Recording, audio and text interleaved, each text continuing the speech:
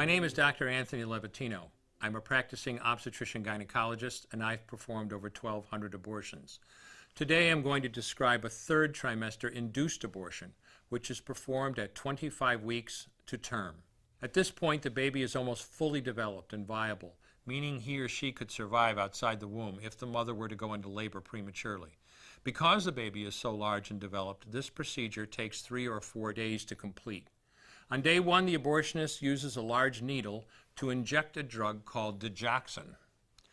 Digoxin is generally used to treat heart problems, but a high enough dosage of digoxin will cause fatal cardiac arrest.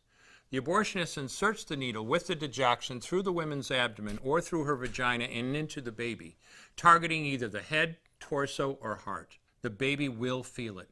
Babies at this stage feel pain. When the needle pierces the baby's body and the digoxin takes effect, the life of the baby will end.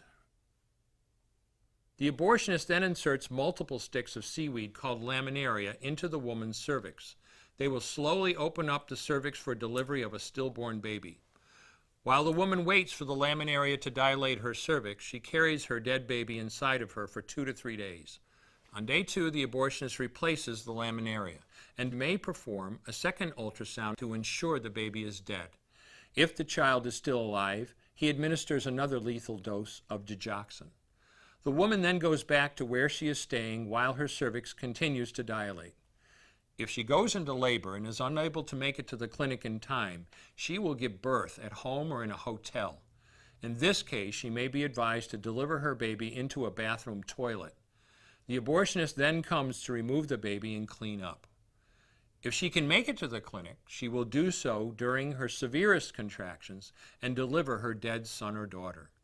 If the baby does not come out whole, then the procedure becomes a D&E, a dilation and evacuation, and the abortionist uses clamps and forceps to dismember the baby, piece by piece. Once the placenta and all the body parts have been removed, the abortion is complete. Late-term abortions have a high risk of hemorrhage, lacerations, and uterine perforations, as well as a risk of maternal death. Future pregnancies are also at a greater risk for loss or premature delivery due to abortion-related trauma and injury to the cervix. As I mentioned at the beginning, I'm Dr. Anthony Levatino, and in the early part of my career as an OBGYN, I performed over 1,200 abortions. One day, after completing one of those abortions, I looked at the remains of a preborn child whose life I had ended, and all I could see was someone's son or daughter. I came to realize that killing a baby at any stage of pregnancy for any reason is wrong. I want you to know today, no matter where you're at or what you've done, you can change. Make a decision today to protect the preborn. Thank you for your time. I will no longer do any more abortions. When you finally figure out that killing a baby that big for money is wrong, that it doesn't take you too long to figure out it doesn't matter if the baby is this big or this big or this big or maybe even this big, it's all the same. And I haven't done any since then, and I never will.